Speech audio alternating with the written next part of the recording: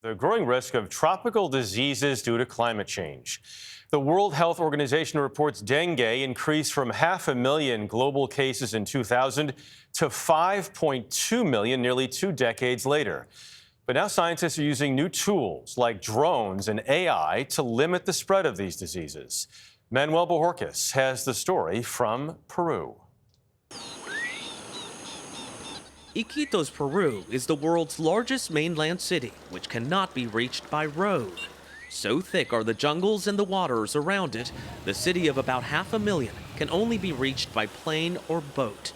It also means mosquitoes, lots of them. But about an hour from Iquitos, mosquitoes weren't the only things buzzing. Researchers are using drones to take high-resolution photos in and around this Amazonian village as part of a project to fight tropical diseases. What are you looking for?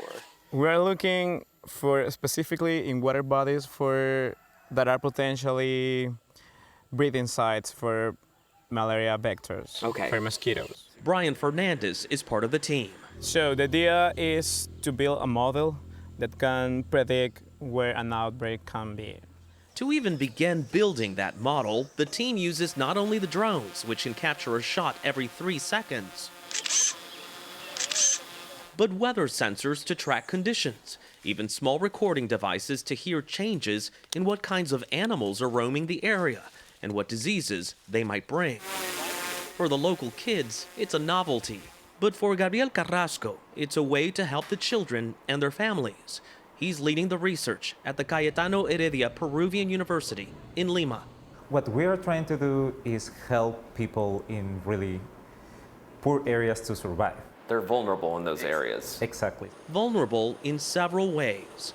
While the developing world's carbon footprint is small compared to industrialized countries, a warming planet, he says, can affect tropical regions disproportionately. Events are more frequent. So, for example, El Niño is more frequent now than some years ago. Flooding events or extreme heat events are more intense. We observe some of these extreme events in areas where they were not previously reported as well. All can result in ideal breeding grounds for mosquitoes.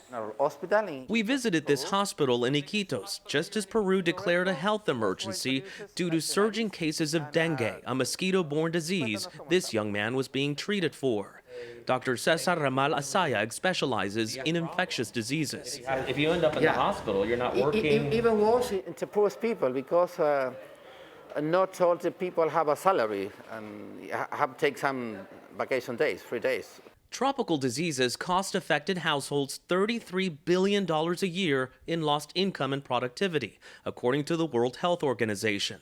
Which is why, back in his lab, Carrasco is working to take all the information that's been collected in the field and, with the help of AI, generate that program that can predict an outbreak. The idea now is to how we can make those models much more accurate, much more detailed at the village level or at the level that is useful for a direct impact to the population. He showed us just how detailed the information can be, with all those drone photos turned into 3D images to track water, even deforestation. What could potentially come with it?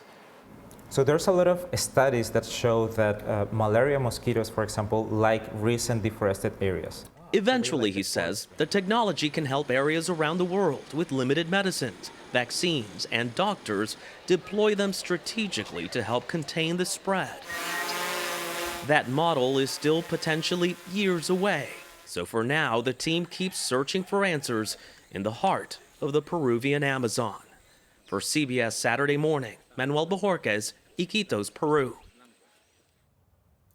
That is fascinating to see, and also a reminder that often those who contribute the least to global warming are bearing the biggest brunt of it. That is really key. Yeah. And a lot of people talk about the dangers of AI. It's nice to see it being used for good in cases like this, right? There you go.